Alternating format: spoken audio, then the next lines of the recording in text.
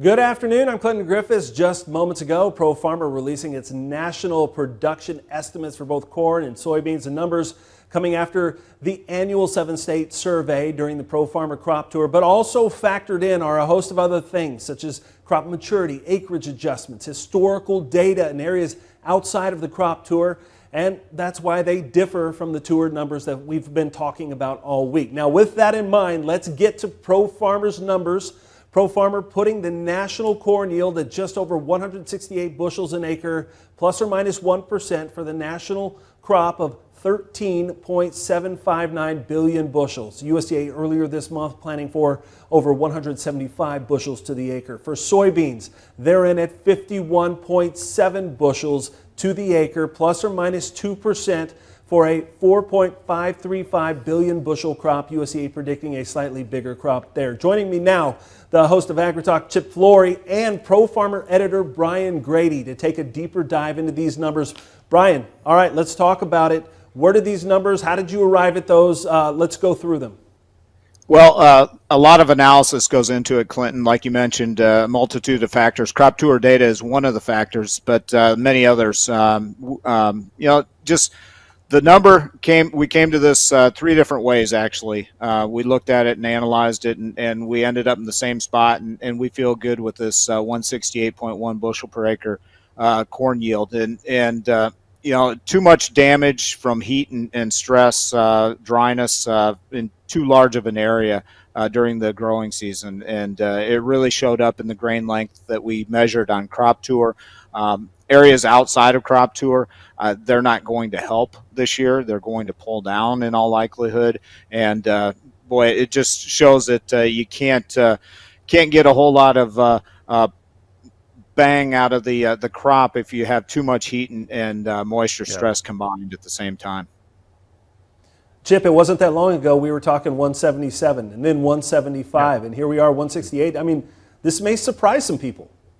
Oh, I think it definitely will surprise some people. We're taking, roughly 500 million bushels off of the corn crop estimate that USDA put out on August 1. I think that there was an expectation that the Western Corn Belt had lost some bushels from August 1 to the final, but there was also some hope, I think, that the Eastern Belt would at least hold on to the bushels, maybe even add some yield potential. We didn't see that happened, but we definitely saw the bushels were lost in the Western Belt. We just didn't replace them out east. Brian, what other adjustments did you need to make on these numbers? Obviously, did we make any changes to like harvested acreage? Or I know we did get some new data this month. Yeah, the acreage number was increased by 500,000 for soybeans. No acreage adjustment for corn, but 500,000 acreage increase on soybeans. So that comes into play in the production number. Now, the soybean number at 51.7, down just 0.2 of a bushel from where USDA was. So while we took a lot off the corn yield, the soybeans are a different story. Pod counts fell in our so-called sweet spot that we found over the past 30 years on crop tour. So the pods are out there. The moisture ratings, aside from Nebraska and South Dakota, are really high, Clinton. And so it has the moisture to finish. Now it just needs a good September. Sunshine, warmth, and maybe a rain or two here and there in those wetter areas. And the drier areas, they're going to need some timely rains. The guys in Nebraska are still fighting for yield on soybeans, so they're running the irrigators on those irrigated acres. And, it's two different stories of two different crops between corn and soybeans this year. And Chip, I found that fascinating. We did talk about how stressed and how much of an impact there was on corn, but boy, this bean crop, there's good potential there and we still have time.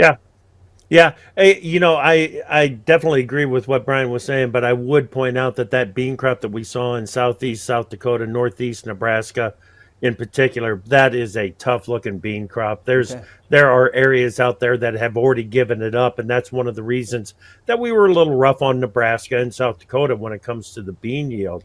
When I left southeast Nebraska, I feel like I saw a bean crop that if it catches a rain here soon, it can be helped some. And the western Iowa bean crop, Definitely, if we can put a rain on it, and it has received some moisture, got a little bit of rain on Thursday. I think it can add some yield potential based on what we saw by way of a bigger bean. Well, let's break this down a little bit more, fellas. Go state by state. We'll start with the winners, the big winners here. Illinois and Iowa topping the list for corn yields this year, both coming in at 198 bushels per acre. Now, USDA calling for a whopping 205 in Iowa. Now, on soybeans, Iowa came in second on yields this week at 60 bushels to the acre compared to USDA's 58. Over in Illinois, 203 for corn from USDA, but look at the bean number, 64 bushels an acre coming out on top. Now, USDA is predicting around 66. We'll flip over to Minnesota, surprising a few folks on tour, coming in at 191 bushels to the acre for corn. USDA putting that number at 193. For beans, near the bottom of the mix at 52 bushels an acre. Now, SDS a concern there, as we talked about yesterday. Yes. USDA has it at 50.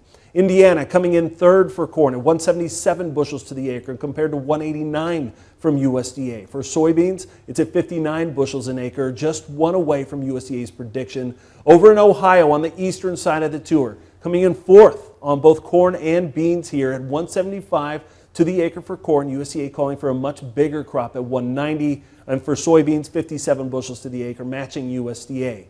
And don't forget Nebraska, not putting the numbers many were hoping for. 164 bushels to the acre for corn, way behind USDA's prediction, and not much better news for beans at 53 bushels to the acre, although, as we were just discussing, maybe there's time and some irrigation water there. Two away from USDA's number there. Coming in last this year for both corn and soybeans, South Dakota, pretty tough week where Pro Farmers only predicting a yield of 122 bushels per acre on corn, 25 bushels off from USDA, and for soybeans at 41 bushels to the acre, two behind USDA. All right, fellas, what do you think of those statewide numbers? Brian, obviously those are what end up making your national number, but obviously some pretty interesting issues as we go state by state. Yeah, and I don't want to get too caught up in the state-by-state stuff, Clinton. I'll Sure. address that here because we get to the national number first, and then we back into it with the state numbers, and that's how you have to do it.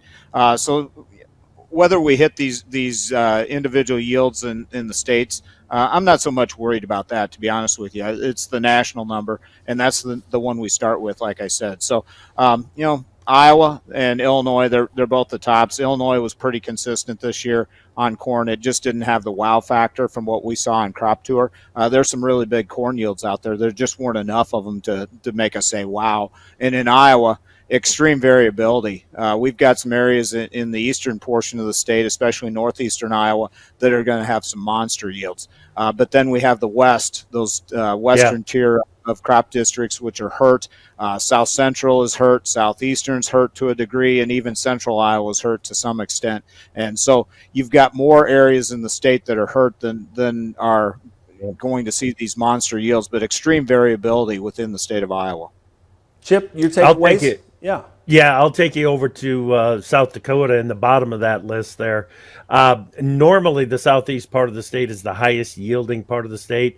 And as you move north and northwest of our tour area in crop district 6 and 9, you run into some of the poorer yields. That's traditionally the way it is. It's not the way that it is this year. North of the tour area, northwest of the tour area is where the best yields are in the state of South Dakota this year. But we went through about 60% of the acres. So 60% is pulling down, 40% might be pulling up some. And because of that, we felt like we really had to be tough on South Dakota with that corn yield, 125. And then that one, the Nebraska corn yield coming in there, a lot of that has to do with the dryland crop. When we finished up, we had 18% reduction from last year's dryland yield.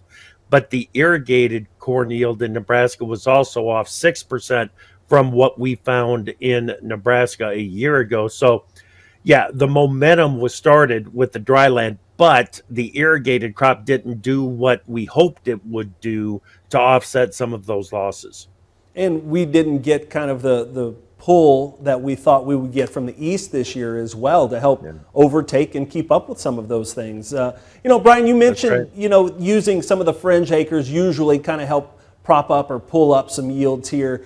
This year, there's some pretty tough places around the kind of 7 states that we surveyed that are considered the heart of the Corn Belt here. You look at Kentucky, Tennessee, Missouri. I mean, there's some pretty tough crops in some of those states. Kansas, you can't leave out Kansas. Deeper into the Mid-South and Delta, there are issues in all those areas, and I think that that's going to show up when we get this final yield estimate from USDA in January, and it might take USDA a while to get down there, but we feel like that the crop is definitely going to be much smaller than what USDA estimated on August 1st. Hey, we do need to do a shout out to North Dakota because we did go up on the North Dakota yield. Yeah, corn yield. There you go. Well, and North Dakota had such a rough year last year, so that's yeah. And of course, but we felt like it's going to be a little bit better than even what USDA indicated on August 1. So, yeah. Interesting. Wrap it up for me, guys. Give me a kind of your final thoughts after kind of a long, wild week here with these numbers as you go forward. We'll start with you, Chip, and we'll end with Brian. Yeah, we're talking all about the supply side of the balance sheet. There's no question about it. And if these estimates are right, soybean side of the balance sheet, not a lot of change from what USDA saw on August 1. But on the corn side of things, like I said, we're taking about 500 million bushels off of USDA's August 1 estimate. That's a big change to the supply side of the balance sheet. And I don't see a lot of places where they can make adjustments on the demand side. Brian? Well, we went into crop tour wanting to know find out whether there's enough bushels in the east to offset the bushels lost in the west, and the answer is no. And it's not just no, but no by a big chunk, and that's what we came up with on our data. Like I said, the ear counts are fine. It's the grain length, and when you just don't have the grain length, it's really hard to produce a big yield or big production, and unfortunately, that's what we're faced with at this time. All right, appreciate you both for being here. Thank you for sharing those numbers. For those that want more on this year's Pro Farmer production estimates or anything about Crop Tour, even if you want to plan ahead for next year, you can head over to agweb.com/crop tour. Thanks again for joining us. I hope everyone has a wonderful weekend.